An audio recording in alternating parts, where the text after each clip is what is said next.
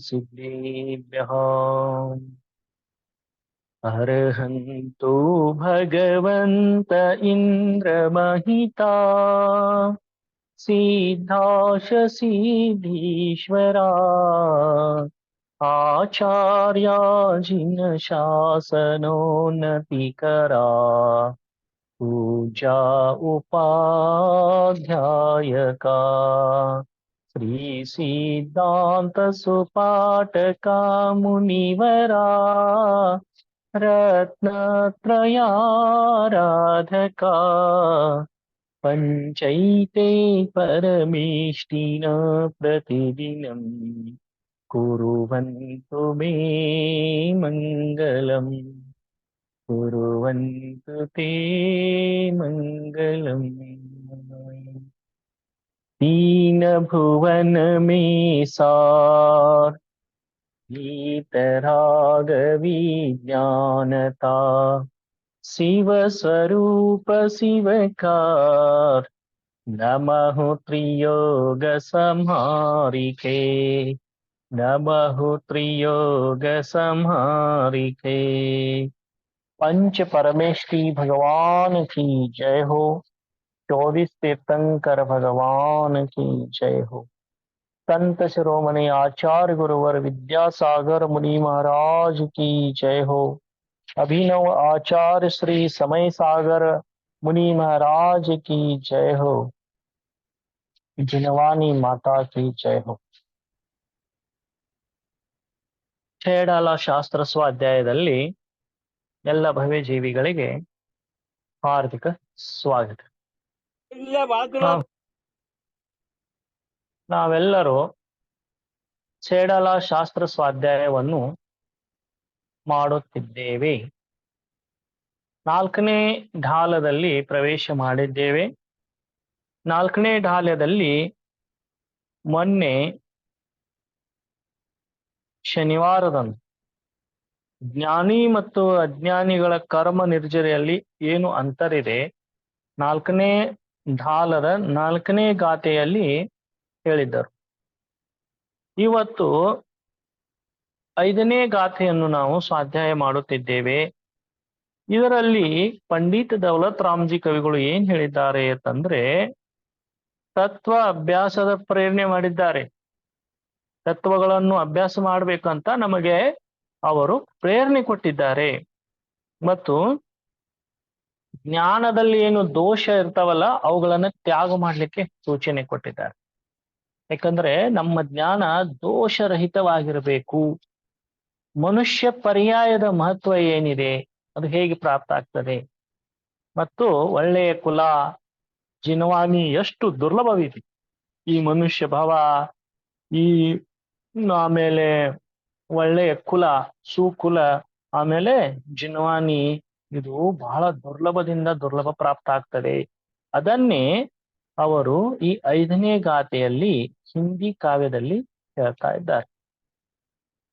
ताते जिनवर कथित तत्व अभ्यास करीजे संशय विभ्रम मोह त्याग आपो लख लीजे यह मानुष पर्याय सुकुल सुनियो जिनवानी इह विधि गए न मिले सुमनी जो उदधि समानी ताते जिनवर कथित तत्व अभ्यास करीजे संशय विभ्रम मोह त्याग आपो लख लीजे। यह मानुष पर्याय सुकुल सुनियो जिनवानी। इह विधि गए न मिले सुमनि जो उदधि समानी। ಯಾರಿಗೆ ಒಳ್ಳೆ ಹಿಂದಿ ಭಾಷೆ ಜ್ಞಾನವಿದೆ ಈ ಕಾವ್ಯ ಅನ್ನುವಾಗಲೇ ಅರ್ಥ ಆಗ್ಬಿಡ್ತದೆ. ಇನ್ನು ಯಾರಿಗೆ ಹಿಂದಿ ತಿಳಿಯುವುದಿಲ್ಲ ಅವರಿಗೆ ಮಾತ್ರ ಇದನ್ನು ಭಾವಾರ್ಥ ಹೇಳ್ಬೇಕಾಗ್ತದೆ. ನೋಡಿ, ಆದ ಕಾರಣ ಶ್ರೀ ಜಿನೇಂದ್ರ ಭಗವಂತರಿಂದ ಹೇಳಲ್ಪಟ್ಟಂತ ತತ್ವಗಳ ಅಭ್ಯಾಸ ಮಾಡಬೇಕು. ಯಾಕೆ ಜಿನೇಂದ್ರ ಭಗವಂತರು ಹೇಳಿದ ತತ್ವಗಳನ್ನು ಯಾಕೆ ಅಭ್ಯಾಸ ಮಾಡಬೇಕು ಮತ್ತು ಹೇಗೆ ಮಾಡಬೇಕು?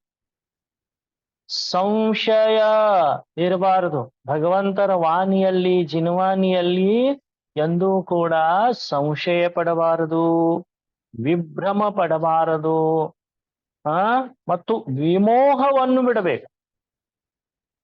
ವಿಮೋಹವನ್ನು ಬಿಟ್ಟು ನಮ್ಮ ಆತ್ಮ ಕಲ್ಯಾಣವನ್ನು ನಾವು ತಿಳಿದುಕೊಳ್ಳಬೇಕು. ಭವ್ಯಜೀವಿಗಳೇ, ಆತ್ಮದ ಗುರುತು, ಆತ್ಮದ ಪರಿಚಯ ನಮಗೆ ಭಗವಂತರ ದಿವ್ಯ ಧ್ವನಿ ಏನು ಹೇಳಿದ್ದಾರೆ ಚಿನವಾನಿ ತತ್ವಜ್ಞಾನದಿಂದಲೇ ಆಗ್ತದೆ. ಇದು ಆತ್ಮ ಇದೆ, ಇದು ಆತ್ಮ ಇಲ್ಲ, ಇದು ಜೀವವಿದೆ, ಇದು ಅಜೀವವಿದೆ, ಇದು ಪಾಪವಿದೆ, ಇದು ಪುಣ್ಯವಿದೆ, ಇಂಥ ಎಲ್ಲ ವಿಷಯಗಳು ಭಗವಂತರ ಜಿನವಾಣಿಯಿಂದಲೇ ಆಗ್ತದೆ. 4ನೇ ಕಾಲದಲ್ಲಿ ಕ್ರಮವಾಗಿ 24 ತೀರ್ಥಂಕರಗಳು ಆಗಿದ್ದಾರೆ. ಅವರ ಸಮೋಶರಣಗಳೆಲ್ಲ ಆವಾಗ ಇರ್ತಿತ್ತು. ಎಲ್ಲ ಜನರು ಸಾಕ್ಷಾತ್ ಭಗವಂತರ ಸಾನ್ನಿಧ್ಯದಲ್ಲಿ ಕುಳಿತುಕೊಂಡು ಅವರ ದಿವ್ಯ ಧ್ವನಿಯನ್ನು ಕೇಳಿಸಿಕೊಂಡಿದ್ದಾರೆ. ತದ್ಭವ ಮೋಕ್ಷಿಗಳ ಗಾಮಿಯಾಗಿ ಮೋಕ್ಷಕ್ಕೆ ಕೂಡ ಹೋಗಿದ್ದಾರೆ.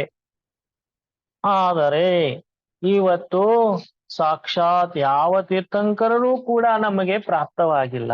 ಯಾಕಂದರೆ ನಾವು ಪಂಚಮ ಕಾಲದಲ್ಲಿ ಇದ್ದೇವೆ. ಪಂಚಮ ಕಾಲ ಅಂದರೆ 5ನೇ ಕಾಲ. 5ನೇ ಕಾಲದ ಹೆಸರೇನಿದೆ? 5ನೇ ಕಾಲದ ಹೆಸರೇ ಇದೆ ದುಃಖಮಾ. ನೋಡಿ, ಇವತ್ತಿನ ಕಾಲದ ಹೆಸರೇ ದುಃಖಮಾವಿದೆ. ನೀವು ಜಗತ್ತಿನಲ್ಲಿ ಎಲ್ಲಿ ಹೋದರೂ ಕೂಡ ಸುಖ ಇಲ್ಲ, ದುಃಖವೇ ಇದೆ. ಯಾಕಂದ್ರೆ ಕಾಲವೇ ದುಃಖಮಾ ಕಾಲವಿದೆ.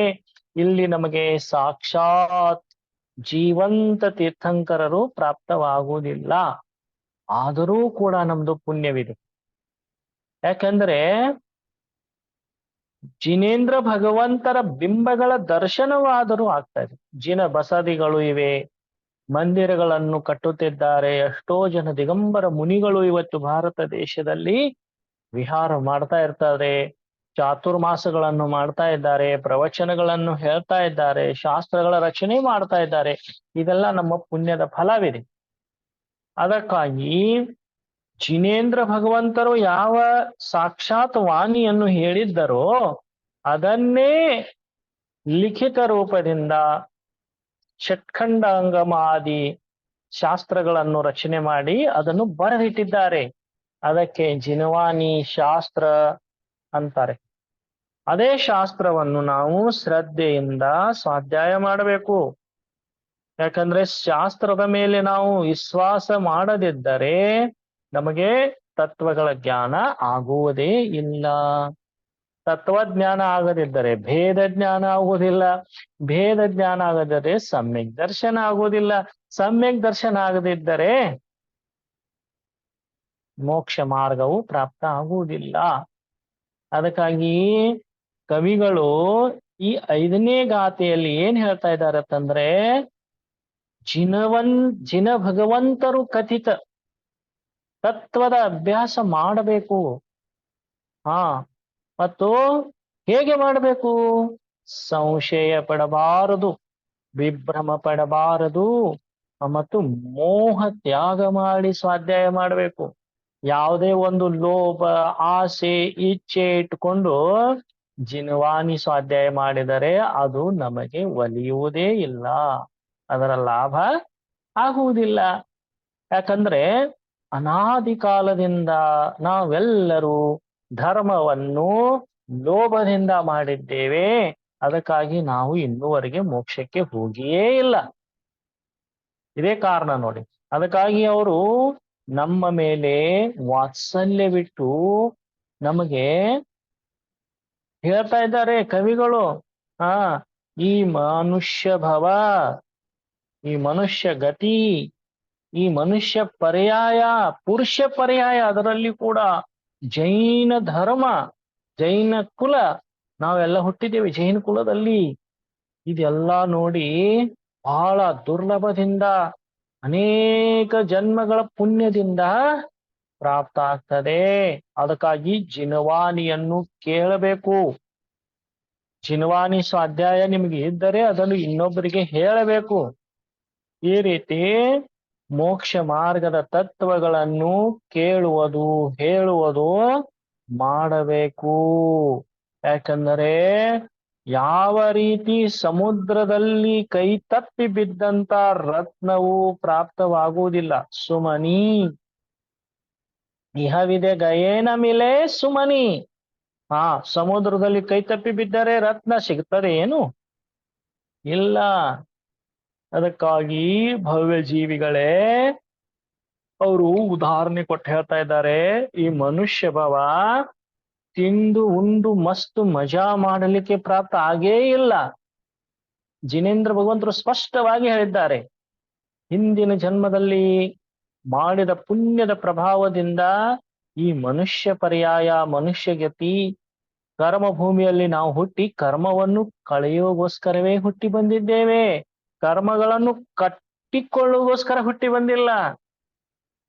ನಮ್ಮ ಭಾಷೆ ನಿಮಗೆ ಅರ್ಥ ಆಗ್ತಾ ಇದೆಯಾ? ಸರಿಯಾಗಿ ತಿಳಿದುಕೊಳ್ಳಿ. ಅದಕ್ಕಾಗಿ ಜಿನೇಂದ್ರ ಭಗವಂತರು ಹೇಳಿದಂತ ತತ್ವಗಳನ್ನು ಅಭ್ಯಾಸ ಮಾಡಬೇಕು. ಅದರಲ್ಲಿ ಸಂಶಯ, ವಿಭ್ರಮ, ಮೋಹ ಇರಬಾರದು. ಅದು ತ್ಯಾಗ ಮಾಡಬೇಕು. ಆವಾಗ ನಮಗೆ ನಮ್ಮ ಆತ್ಮನ ಪರಿಚಯ ಆಗ್ತದೆ.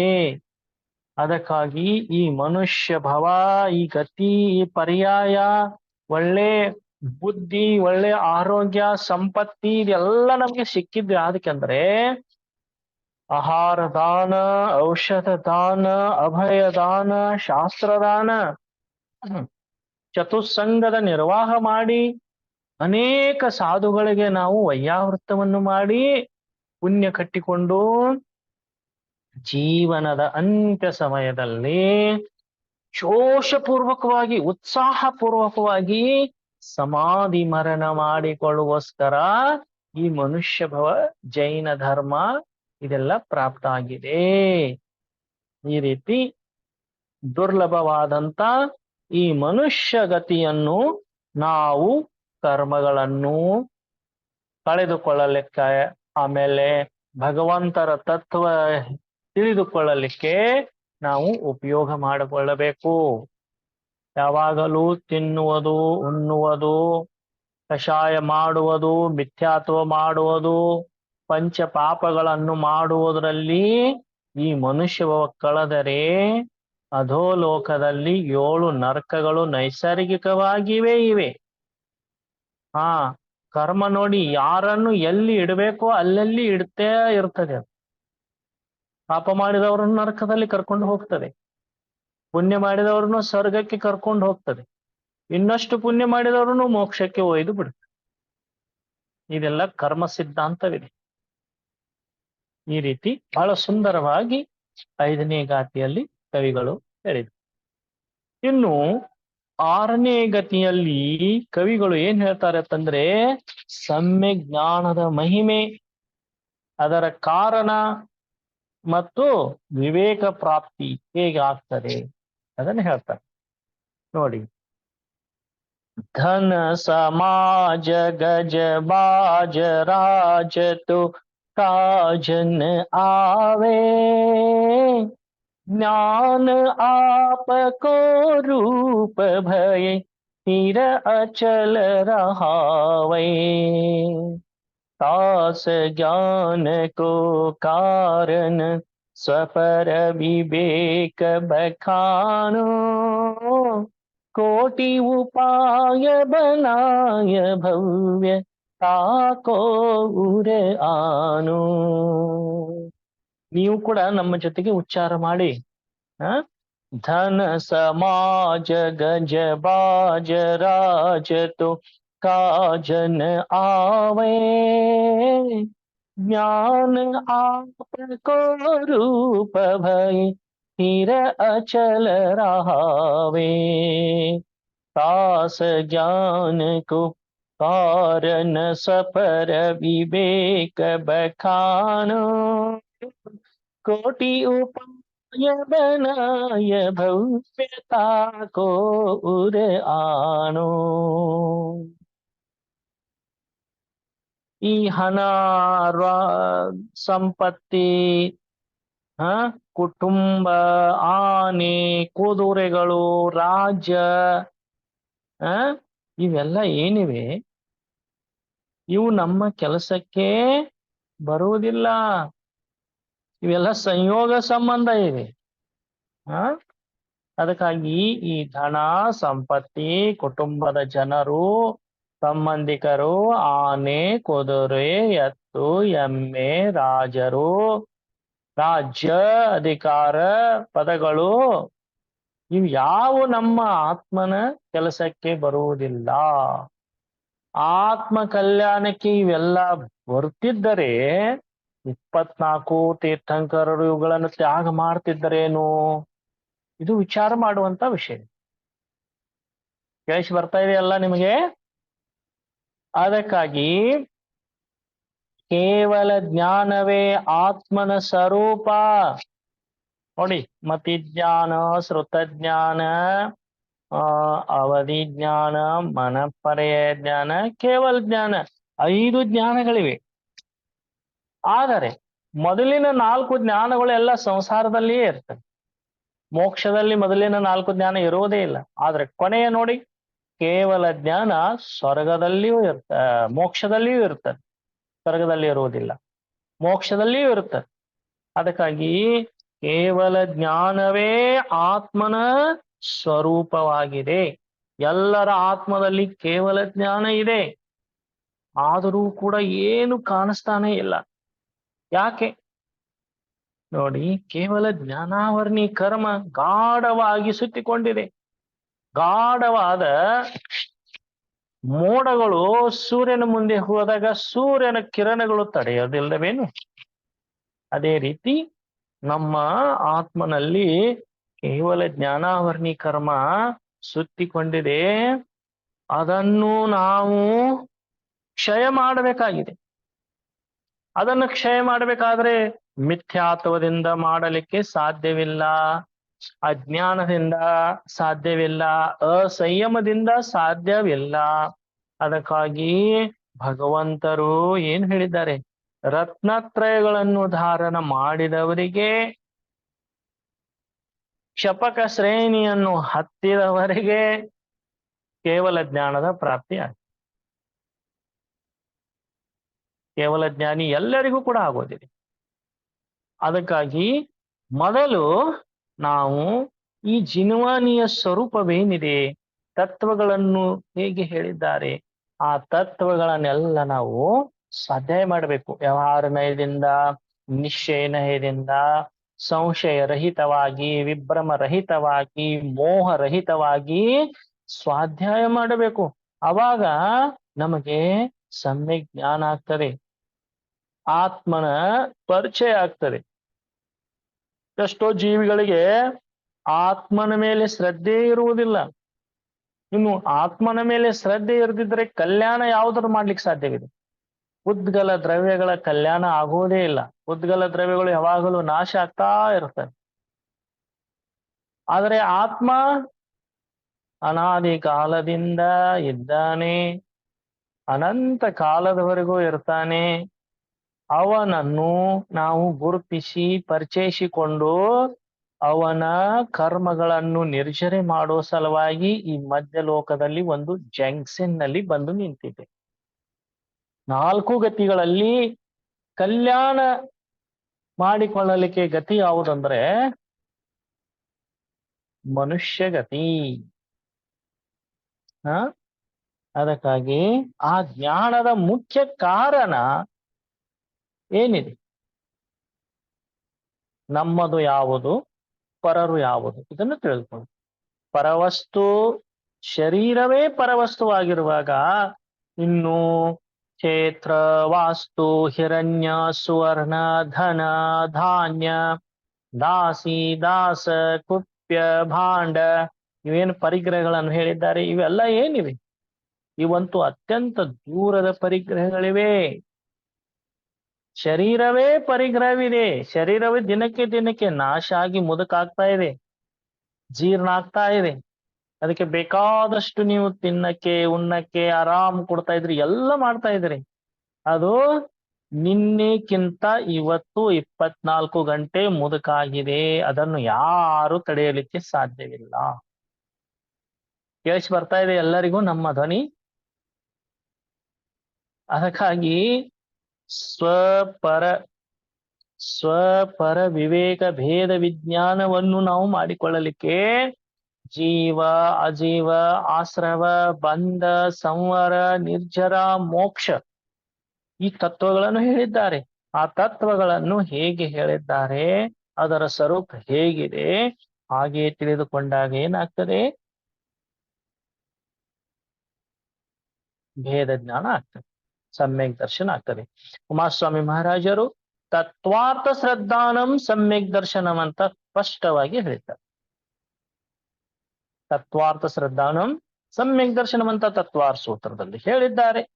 ಅದಕ್ಕಾಗಿ ಹೇ ಭವ್ಯ ಜೀವಿಗಳೇ, ಕೋಟಿ ಉಪಾಯ ಮಾಡಿ, ನೂರಾರು ಕೆಲಸಗಳನ್ನೆಲ್ಲ ಬದಿಗೆ ಇಟ್ಟು ಏನಾದರೂ ಮಾಡಿ, ಎಂತಾದರೂ ಮಾಡಿ, ಹೇಗಾದರೂ ಮಾಡಿ ಭೇದ ವಿಜ್ಞಾನ ಮಾಡಿಕೊಳ್ಳಿ. ಭೇದ ವಿಜ್ಞಾನ ಮಾಡಿಕೊಳ್ಳಿ. ಏನಾದರೂ ಮಾಡಿ, ಎಂತಾದರೂ ಮಾಡಿ, ಹೇಗಾದರೂ ಮಾಡಿ, ಕೋಟಿ ಉಪಾಯವನ್ನು ಮಾಡಿ, ಆದರೆ ಭೇದ ವಿಜ್ಞಾನವನ್ನು ಹೃದಯದಲ್ಲಿ ಧಾರಣ ಮಾಡಿ ಅಂತ ದೌಲತ್ ರಾಮ್ಜಿ ಕವಿಗಳು ಈ ಪದ್ಯದಲ್ಲಿ ನಮಗೆ ಹೇಳಿಕೊಟ್ಟಿದ್ದಾರೆ. ಅವರಿಗೆ ಹಾರ್ದಿಕ ಧನ್ಯವಾದಗಳು. ಇನ್ನು 7ನೇ ಗಾಥೆಯಲ್ಲಿ ಏನ್ ಹೇಳ್ತಾ ಇದ್ದಾರೆ ನೋಡಿ, ಸಮ್ಯಕ್ ಜ್ಞಾನದ ಮಹತ್ವ ಹೇಳ್ತಾ ಇದ್ದಾರೆ. ಅಷ್ಟೇ ಅಲ್ಲ, ವಿಷಯ ಇಚ್ಛೆಗಳನ್ನು ಹೇಗೆ ತಡೆದುಕೊಳ್ಳಬೇಕು ಅದನ್ನು ಹೇಳ್ತಾ ಇದ್ದಾರೆ. ಜೇ ಪೂರವ ಶಿವ ಗಯೇ ಜಾಹಿ ಅರು ಆಗೆ ಜೇ ಹೈ, ಸೋ ಸಬ ಮಹಿಮಾ ಜ್ಞಾನ ತನಿ ಮುನಿನಾಥ ಕಹೆ ಹೈ, ವಿಷಯ ಚಾಹ ದವದಾಹ जगत जन अर निध जावे, आसु उपायन आन ज्ञान घन घान ಭುಜಾವೆ.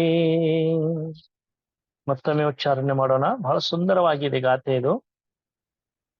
ಜೇ ಪೂರವ ಶಿವ ಗಯೇ ಜಾಹಿ ಅರು ಆಗೆ ಜೇ ಹೈ, सो सब महिमा ज्ञान तनि मुनिनाथ कहे है, विषय चाह दवदाह जगत जन अर निध जावे, आसु उपायन आन ज्ञान घन घान ಭುಜಾವೆ. ಜಿನೇಂದ್ರ ಭಗವಂತರು ಏನ್ ಹೇಳ್ತಾರತ್ತಂದ್ರೆ, ಯಾವ ಜೀವ ಮೊದಲು ಮೋಕ್ಷಕ್ಕೆ ಹೋಗಿದೆ, ಭೂತಕಾಲದಲ್ಲಿ ಮೋಕ್ಷಕ್ಕೆ ಹೋಗಿದೆ, ವರ್ತಮಾನದಲ್ಲಿ ಕೂಡ ಹೋಗುತ್ತಿದೆ, ಈಗ ವಿದೇಹ ಕ್ಷೇತ್ರದಲ್ಲಿ ದಿನಾಲು ಮೋಕ್ಷಕ್ಕೆ ಹೋಗ್ತಾ ಇರ್ತಾರೆ. ಮತ್ತು ಭವಿಷ್ಯತ್ ಕಾಲದಲ್ಲಿ ಕೂಡ ಜೀವಿಗಳು ಮೋಕ್ಷಕ್ಕೆ ಹೋಗುತ್ತವೆ. ಫ್ಯೂಚರ್ ಟೆನ್ಸ್ದಲ್ಲಿ, ಪಾಸ್ಟ್ ಟೆನ್ಸ್ದಲ್ಲಿ ಹೋಗಿವೆ, ಪ್ರೆಸೆಂಟ್ ಟೆನ್ಸ್ದಲ್ಲಿ ಹೋಗ್ತಾ ಇವೆ. ಫ್ಯೂಚರ್ ಟೆನ್ಸ್ನಲ್ಲಿ ಕೂಡ ಜೀವಿಗಳು ಮೋಕ್ಷಕ್ಕೆ ಹೋಗ್ತವೆ. ಆದರೂ ಜೀವ ಮೋಕ್ಷಕ್ಕೆ ಹೋಗಬೇಕಾದರೆ ಅವರೆಲ್ಲರಿಗೂ ಕೂಡ ಭೇದ ಜ್ಞಾನದಿಂದಲೇ ಹೋಗಿದ್ದಾರೆ. ಕೇವಲ ಜ್ಞಾನ ಆಗದೆ ಹೊರತಾಗಿ ಮೋಕ್ಷ ಆಗುವುದೇ ಇಲ್ಲ. ಅದಕ್ಕಾಗಿ ಎಲ್ಲ ಜ್ಞಾನಗಳಲ್ಲಿ ಅತ್ಯಂತ ಸುಪ್ರೀಂ ಶ್ರೇಷ್ಠ ಜ್ಞಾನ ಯಾವುದಂದ್ರೆ ಕೇವಲ ಜ್ಞಾನ. ನಮ್ಮ ಗುರಿ ಏನಿರ್ಬೇಕು? ಕೇವಲ ಜ್ಞಾನ ಪ್ರಾಪ್ತ ಮಾಡಿಕೊಳ್ಳೋದಾಗ. ಈಗ ನೋಡಿ, ನಾವು ದಿನಾಲು ಬೆಳಗ್ಗೆ ಅರ್ಘ್ಯವನ್ನು ಮಾಡ್ತೇವೆ, ಪೂಜೆಯನ್ನು ಮಾಡ್ತಾ ಇರ್ತೇವೆ. ಅವಾಗ ಹೇ ಭಗವಂತ, ನನಗೆ ಮತಿಜ್ಞಾನ ಪ್ರಾಪ್ತವಾಗಲಿ, ನನಗೆ ಶ್ರುತಜ್ಞಾನ ಪ್ರಾಪ್ತವಾಗಲಿ, ನನಗೆ ಅವಧಿ ಜ್ಞಾನ ಪ್ರಾಪ್ತವಾಗಲಿ, ಅಥವಾ ನನಗೆ ಮನಪ್ರಯ ಜ್ಞಾನ ಪ್ರಾಪ್ತ ಆಗಲಿ ಅಂತ ಯಾರು ಹೇಳಲ್ಲ. ಎಲ್ಲರೂ ಏನ್ ಹೇಳ್ತಾರೆ? ಮಮ ಕೇವಲ ಜ್ಞಾನ ಪ್ರಾಪ್ತಾಯ ದೀಪಂ ನಿರ್ವಪಾಮಿತಿ ಸ್ವಾಹ ಅಂತ ನಾವು ದೀಪವನ್ನು ಅರ್ಪಿಸ್ತೇವೆ. ಎಷ್ಟು ಸುಂದರವಾಗಿ ನೋಡಿ ಪೂಜೆ ಬರೆದಿದ್ದಾರೆ. ಅದಕ್ಕಾಗಿ ಹೇ ಭವ್ಯ ಜೀವಿಗಳೇ, ಪೂರ್ವದಲ್ಲಿ ಮೋಕ್ಷಕ್ಕೆ ಹೋಗಿದ್ದಾರೆ, ವರ್ತಮಾನದಲ್ಲಿ ಕೂಡ ಹೋಗುತ್ತಾ ಇರ್ತಾರೆ, ಮತ್ತು ಭವಿಷ್ಯತ್ ಕಾಲದಲ್ಲಿಯೂ ಕೂಡ ಹೋಗ್ತಾರೆ. ಅವರೆಲ್ಲರೂ ಜ್ಞಾನದ ಮಹಿಮೆಯಿಂದಲೇ ಮೋಕ್ಷಕ್ಕೆ ಹೋಗಿದ್ದಾರೆ. ಅದಕ್ಕಾಗಿ ಎಂಥ ಜ್ಞಾನ? ಸಮ್ಯಕ್ ಜ್ಞಾನ. ಅದು ಕೂಡ ಯಾವ ಜ್ಞಾನ? ಸಮ್ಯಕ್ ಜ್ಞಾನ 5 ಇವೆ. ಮತಿಜ್ಞಾನ, ಶ್ರುತಜ್ಞಾನ, ಅವಧಿ ಜ್ಞಾನ, ಮನಪ್ರಯ ಜ್ಞಾನ, ಕೇವಲ ಜ್ಞಾನ. ಆದ್ರೆ ಇದರ ಮೊದಲಿನ 4 ಜ್ಞಾನಗಳು ಕ್ಷಾಯೋಕ್ಷಮಿಕ ಜ್ಞಾನ ಇರ್ತವೆ. ಆದರೆ ಕ್ಷಾಯೋಕ್ಷಮಿಕ ಜ್ಞಾನದಿಂದ ಮೋಕ್ಷದ ಪ್ರಾಪ್ತಿ ಆಗುವುದೇ ಇಲ್ಲ. ಕ್ಷಾಯಿಕ ಜ್ಞಾನದಿಂದ ಮೋಕ್ಷದ ಪ್ರಾಪ್ತಿ ಆಗ್ತದೆ. ಕೇವಲ ಜ್ಞಾನ, ಕ್ಷಾಯಿಕ ಜ್ಞಾನವಿದೆ. ಆದರೆ ಕ್ಷಾಯಿಕ ಜ್ಞಾನ ಆಗೋಕ್ಕಿಂತ ಮುಂಚೆ ಮೊದಲು ನಮಗೆ ಕ್ಷಾಯೋಕ್ಷಮಿಕ ಜ್ಞಾನ ಆಗಲೇಬೇಕು. ಅದೇನೇ ಭೇದ ವಿಜ್ಞಾನ. ಭೇದ ವಿಜ್ಞಾನ ಆಗಬೇಕಂದರೆ ಜೀವ, ಅಜೀವ, ಆಶ್ರವ, ಬಂಧ, ಸಂವರ, ನಿರ್ಜರ, ಮೋಕ್ಷ 7 ತತ್ವಗಳನ್ನು ತಿಳಿದುಕೊಳ್ಳಬೇಕು. ಪಾಪ ಪುಣ್ಯದ ಮೇಲೆ ಕೂಡ ವಿಶ್ವಾಸ, ಶ್ರದ್ಧೆ ಇಡಬೇಕು. ಜೀವ, ಪುದ್ಗಲ, ಧರ್ಮ, ಅಧರ್ಮ, ಆಕಾಶ, ಕಾಲ, ಈ 6 ದ್ರವ್ಯಗಳ ಮೇಲೆ ಶ್ರದ್ಧಾನ ಇರಬೇಕು. ಅವುಗಳನ್ನೆಲ್ಲ ಸ್ವಾಧ್ಯಾಯ ಮಾಡ್ಬೇಕು. ಶ್ರದ್ಧಾನ ಸುಮ್ಮನೆ ಉತ್ಪತ್ತಿ ಆಗುವುದಿಲ್ಲ. ಒಬ್ಬರ ಮೇಲೆ ನಂಬಿಕೆ ಬರಬೇಕಾದರೆ ಅವರನ್ನು ಬಹಳ ದಿನಗಳವರೆಗೆ ನೋಡ್ತಾ ಇರಬೇಕು, ಅವರನ್ನು ತಿಳ್ಕೊಳ್ಳಂತ ಪ್ರಯತ್ನ ಮಾಡಬೇಕು, ಆವಾಗ ಗೊತ್ತಾಗ್ತದೆ. ಅದಕ್ಕಾಗಿ ಪ್ರಥಮಾನುಯೋಗ, ಕರ್ಣಾನುಯೋಗ, ಚರಣಾನುಯೋಗ, ದ್ರವ್ಯಾನುಯೋಗ, 4 ಅನುಯೋಗ ದ್ವಾರಗಳ ಮುಖಾಂತರ ಭಗವಂತರ ದಿವ್ಯ ಧ್ವನಿಯನ್ನು ತಿಳಿದುಕೊಳ್ಳಬೇಕು. ಇದು ಸಮ್ಯಕ್ ಜ್ಞಾನವಿದೆ. ಯಾವಾಗಲೂ ರಾತ್ರಿ ಹಗಲಿ ತಿನ್ನುವುದು, ಉಣ್ಣುವುದು, ಇದರಲ್ಲಿ ಸಮಯ ಕಳೆದರೆ ಸಮ್ಯಕ್ ಜ್ಞಾನ ಆಗೋದಿಲ್ಲ. ಸಮ್ಯಕ್ ಜ್ಞಾನಕ್ಕಾಗಿ ನಾವು ಸಮಯ ಕೊಡಬೇಕು. ಸ್ವಾಧ್ಯಾಯವನ್ನು ವಾಚನ, ಪ್ರೇಕ್ಷಣ, ಅನುಪ್ರೇಕ್ಷ, ಆಮ್ನಾಯ್, ಧರ್ಮೋಪದೇಶ ಪ್ರಕಾರಗಳಿಂದ ಸ್ವಾಧ್ಯಾಯ ಮಾಡಲಿಕ್ಕೆ ಉಮಾಸ್ವಾಮಿ ಮಹಾರಾಜರು ಹೇಳಿದ್ದಾರೆ, ಎಲ್ಲ ಆಚಾರ್ಯರು ಹೇಳಿದ್ದಾರೆ.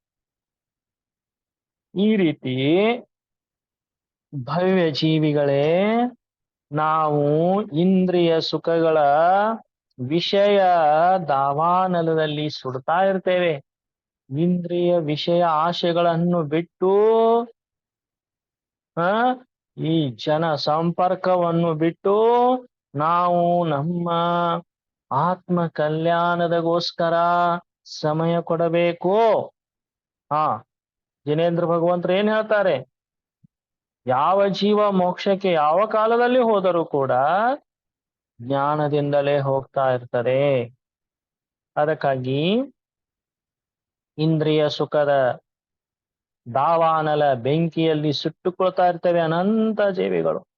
ಅದಕ್ಕಾಗಿ ಈ ಜಗತ್ತಿನಲ್ಲಿ ಜನಸಮೂಹ ರೂಪಿ ವನಗಳನ್ನು ಆ ಕರ್ಮಗಳು, ಆ ಸಂಯಮ, ಇಂದ್ರಿಯಗಳು ಎಲ್ಲ ಏನ್ ಮಾಡಿವೆ? ಸುತ್ತುವರೆದು ಬಿಟ್ಟಿವೆ, ಗೆರವು ಹಾಕಿವೆ.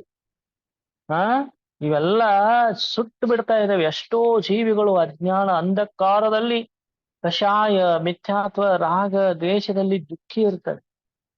ಹ ಈ ದಾವಾಗ್ನಿ ಏನಿದೆ ಜ್ಞಾನ ರೂಪಿ ಮೇಘದಿಂದ ಆರ್ತದೆ. ನಮ್ಮಲ್ಲಿ ಏನು ರಾಗ ದ್ವೇಷ ಮಿಥ್ಯಾತ್ವ ಅಜ್ಞಾನ ಅನೇಕ ಕಷಾಯಗಳು ಉತ್ಪತ್ತಿ ಆಗ್ತವೆ. ನಾವು ಜಗಳವನ್ನು ಮಾಡ್ತಾ ಇರ್ತೇವೆ, ಅನಾವಶ್ಯಕವಾಗಿ ಪರರಿಗೆ ತೊಂದರೆ ಕೊಡ್ತೇವೆ, ಪರರಿಂದ ತೊಂದರೆಗೀಡಾಗ್ತೇವೆ. ಇದೆಲ್ಲ ಏನಿದೆ, ಇದು ದಾವಾಗ್ನಿ ಸುಡ್ತಾ ಇದೆ. ಅದನ್ನು ಶಾಂತ ಮಾಡಬೇಕಾದರೆ ಸಮ್ಯಕ್ ಜ್ಞಾನ ರೂಪಿ ಮೇಘದಿಂದ ಅದರ ಮೇಲೆ ಮಳೆ ಸುರಿಸಬೇಕು. ಆವಾಗ ಅದು ಶಾಂತ ಆಗ್ತದೆ. ಇನ್ನೊಂದು ಯಾವ ಉಪಾಯವೂ ಇಲ್ಲ. ಅದಕ್ಕಾಗಿ ಭವ್ಯ ಜೀವಿಗಳೇ, ಜ್ಞಾನದ ಮಹತ್ವ ಬಹಳಿದೆ. ಈ ವಿಷಯ ಆಶೆ ಕಷಾಯಗಳನ್ನೆಲ್ಲ ನಾವು ಶಾಂತ ಮಾಡಬೇಕಾದ್ರೆ ಸಮ್ಯಕ್ ಜ್ಞಾನ ಬೇಕು. ಕೇಳಿಸ್ತಾ ಇದೆಯಲ್ಲ ಎಲ್ಲರಿಗೂ ಸರಿಯಾಗಿ? ಬಹಳ ಮಹತ್ವದ್ದಿದೆ ವಿಷಯ. ಇನ್ನು 8ನೇ ಗಾಥೆಯಲ್ಲಿ ನೋಡಿ, ಪುಣ್ಯ ಪಾಪದಲ್ಲಿ ನಾವು ಏನ್ ಮಾಡ್ತೇವೆ? ಹರ್ಷ ವಿಷಾದ ಮಾಡ್ತೇವೆ. ಪುಣ್ಯ ಉದಯ ಬಂದಾಗ ನಮಗೆ ಸಂತೋಷ ಆಗ್ತದೆ, ಪಾಪದ ಉದಯ ಬಂದಾಗ ದುಃಖ ಆಗ್ತಾ ಇರ್ತದೆ. ಆದರೆ ನಮ್ಮ ಆರಾಧ್ಯ ದೇವರು ಜಿನೇಂದ್ರ ಭಗವಂತರು ಅಥವಾ ಪಂಚಪರಮೇಷ್ಠಿಗಳು ಯಾರೂ ಕೂಡ ಹರ್ಷ ವಿಷಾದ ಮಾಡುವುದೇ ಇಲ್ಲ. ಯಾಕಂದ್ರೆ ಮೋಕ್ಷ ಮಾರ್ಗದಲ್ಲಿ ಹರ್ಷ ವಿಷಾದ ಮಾಡಿದವರಿಗೆ ಮೋಕ್ಷದ ಪ್ರಾಪ್ತಿಯೇ ಆಗಿಲ್ಲ ಇನ್ನೂವರೆಗೆ. ಅದಕ್ಕಾಗಿ ವೀತರಾಗತ್ವವೇ ಮೋಕ್ಷದ ಮೂಲ ಇದೆ. ಪುಣ್ಯ ಪಾಪ ಫಲ ಮಾಗಿ ಹರಕ ಬಿಲಕೋ ಮತ್ತೆ ಭಾಯಿ, ಯಹ पुद्गल पर जाय उपजीविन से फिर थाई, लाख बात की बात यह निश्चय उरलावो, तोरी सकल जगदंड फंड निज आत्म ध्यावो. ಇನ್ನೊಂದ್ಸಾರಿ ಉಚ್ಚಾರಣೆ ಮಾಡಿ ಸುಂದರವಾಗಿ ರಚನೆ ಮಾಡಿದ್ದಾರೆ ನೋಡಿ. ಪುಣ್ಯ ಪಾಪ ಫಲ ಮಾಗಿ ಹರಕ ಬಿಲಕೋ ಮತ್ತೆ ಭಾಯಿ, ಯಹ ಪೋಗಲ ಪರ ಜಾಯ ಉಪಜಿ ವಿನ ಸೇ ಫಿರ ತಾಯಿ, लाख बात की बात यह निश्चय उरलावो, तोरी सकल जगदंड फंड निज आत्म ध्यावो. ಪುಣ್ಯ ಪಾಪದಲ್ಲಿ ಹೇಗೆ ಹರ್ಷ ಮತ್ತು ವಿಷಾದವನ್ನು ಮಾಡಬಾರದು ಅದನ್ನು ಹೇಳಿದ್ದಾರೆ. ಹೇ ಭಾಯಿ, ಸಂಬೋಧನಾತ್ಮಕ ಇದೆ. ಹೇ ಅನ್ನ ತಮ್ಮಂದಿರೇ, ಭವಿ ಜೀವಿಗಳೇ, ಪುಣ್ಯದ ಫಲದಲ್ಲಿ ಹರ್ಷ ಮಾಡಬೇಡಿ, ಅದು ಶಾಶ್ವತ ಇರುವುದಿಲ್ಲ. ಎಂತ ತೀರ್ಥಂಕರರು, ಚಕ್ರವರ್ತಿಗಳು, ಕಾಮದೇವರು ಎಲ್ಲರೂ ಕೂಡ ಇಲ್ಲಿಂದ ಹೋಗಿಬಿಟ್ಟಿದ್ದಾರೆ. ಸ್ವರ್ಗವಾಸ ಆಗಿದೆ, ಮೋಕ್ಷವಾಸ ಆಗಿದೆ. ಅವರು ಯಾರು ಇಲ್ಲಿ ನಿಂತಿಲ್ಲ. ಅದು ಎಲ್ಲ ಕ್ಷಣಿಕ ಇದೆ. ಪಾಪದ ಫಲದಲ್ಲಿ ದ್ವೇಷ ಮಾಡಿದರೆ ಏನು ಬರುವುದು? ಯಾಕಂದ್ರೆ ನಾವೇ ಮಾಡಿದ ಪಾಪದ ಫಲ ಅದು ನಮಗೆ ಫಲ ಕೊಡ್ತಾ ಇರ್ತದೆ. ಅದನ್ನು ಸಮತಾಭಾವದಿಂದ ಸಹಿಸಬೇಕು. ನಾವು ಯಾವ ಅವಸ್ಥೆಯಲ್ಲಿ ಇದ್ದೇವಲ್ಲ ಇವತ್ತಿನ ಕಾಲದಲ್ಲಿ, ಯಾವ ಕ್ಷೇತ್ರದಲ್ಲಿದ್ದೇವೆ, ಯಾವ ನಗರದಲ್ಲಿದ್ದೇವೆ, ಯಾವ ಮನೆಯಲ್ಲಿದ್ದೇವೆ, ಇದೆಲ್ಲ ಕಾರಣ ಹಿಂದೆ ಮಾಡಿದ ಪಾಪ ಮತ್ತು ಪುಣ್ಯದ ಫಲ. ಇವತ್ತು ನಾವು ಈ 6 ಗುರಾಣಿ ಶಾಸ್ತ್ರವನ್ನು ಕೇಳಿಸ್ತಾ ಇದ್ದೇವೆ, ನಮಗೆ ಕೇಳಲಿಕ್ಕೆ ಸಿಗ್ತಾ ಇದೆ, ಪುಣ್ಯದ ಫಲವಿದೆ.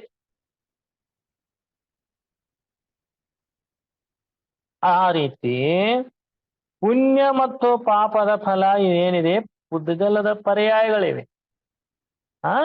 ಪುದ್ಗಲ ಅವಸ್ಥೆ ಇವೆ ಇವು, ಮತ್ತು ಇವು ನಷ್ಟವೂ ಕೂಡ ಆಗ್ತವೆ. ಯಾರದ್ದು ಶಾಶ್ವತ ಉಳಿಯುವುದೇ ಇಲ್ಲ.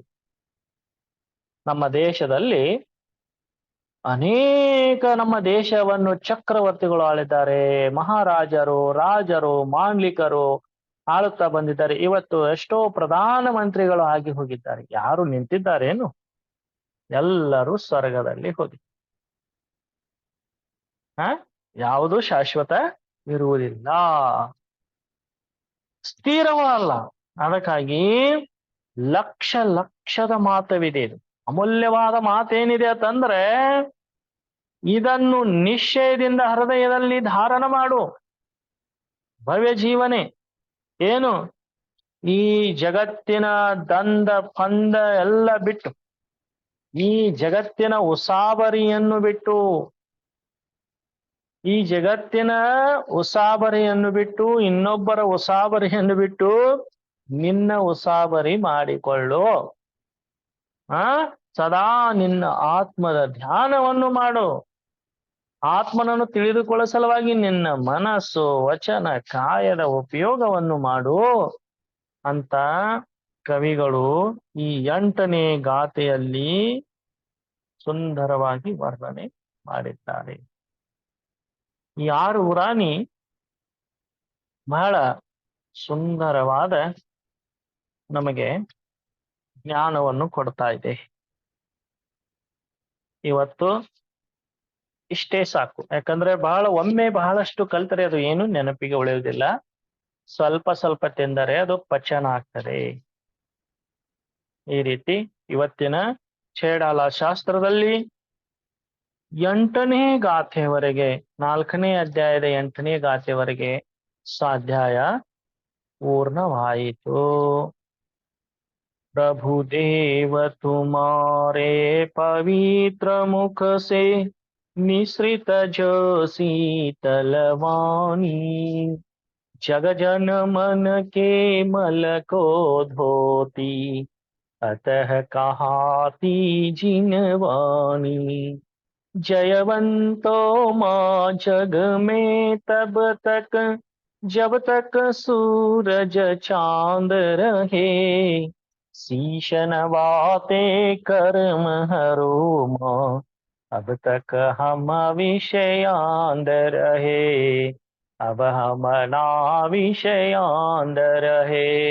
जिनवाणी माता की जय हो, आज की आनंद की जय हो।